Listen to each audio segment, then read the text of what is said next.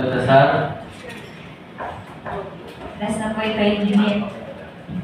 Una na po ang aming pasasalamat dahil nabigyan po tayo ng linaw na wala po pala talagang proper coordination between po dun sa mga project po ng DPWH at sa LGU po natin. So ito po, Engineer, ay malinaw na pag-bypass po sa ating pong LGU.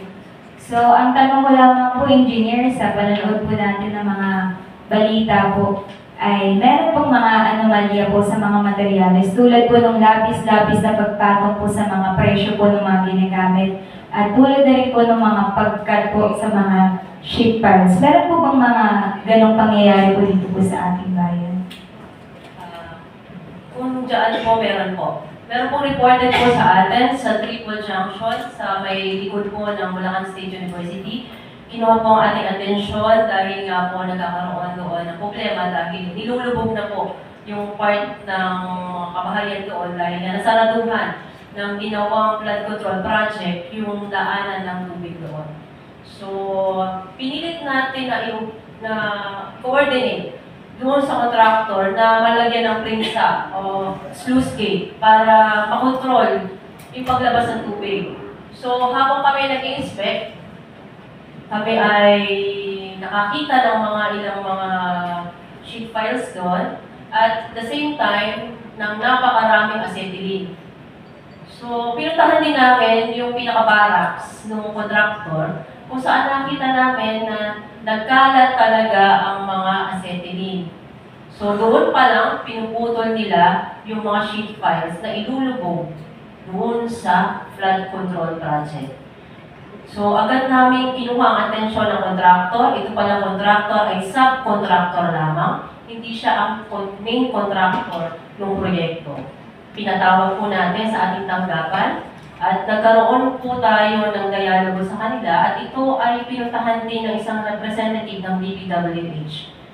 So, kasama yun, pinaliwanag namin ano yung nakita namin, bakit mayroong mga acetylene doon sa lugar na yun. So, ginagamit daw yun, once na na-reach na yung katigasan ng lupa, puputulin na yung acetylene. Pero bakit ganun? Hindi pala ilulubog, pinuputol na. So, kinuha namin yung attention doon, i-report namin yun, para naman kahit pa paano ay magkaroon ng maayos na flood control doon sa lugar na yun. So, hindi ko lang alam afterwards kung ano ang naging pataw doon sa subcon na yun. Dahil inireport na natin ito direkta sa DPWH dahil meron na mismo kasama na tiga-DP doon nung time na yon. Nandoon ang inspector, nandoon ang representative ng Office ng District Engineer. Salamat po. Sana sabi niyo po, Engineer, yun po ay caught in the act, no? Paano pa po yung mga hindi pa po natin nakikita? Kaya tunay pong nakakalungkot, hindi lamang po nakakalungkot, kundi po nakakagalit na yung buwis po ng mga simpleng mamamayan po natin na nagpapakahirap po sa mga trabaho nila ay saan po ba napupunta? Sa ghost project lamang po.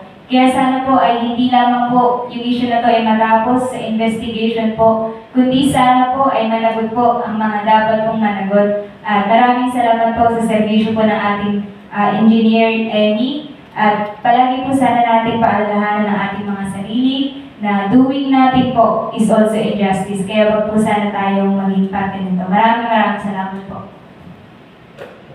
Thank you. Mas kay Shane Trisha Baltasar.